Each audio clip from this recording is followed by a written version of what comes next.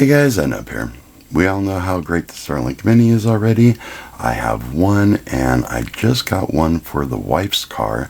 That way she can have emergency communications if she ever needs. So we have our Starlink Mini here with our dish and our cable and our power cord and our mounts. There's another mount right there. A company called CT Mods wanted to help me out with this little build, and they sent me this soft case with a little strap, spot for the Starlink Mini, the power cables, all the things that we need. So we're going to take the stuff out of this box and throw it into here. First thing we're going to do is we're going to take this mount here off, and they also sent me a Link Power 1 to go into her Starlink Mini. Put in our little power cable, and we'll just leave that unplugged for right now. And that can go right here. And we're going to take this mount and stick it right there. We're going to take this out and put in our power adapter.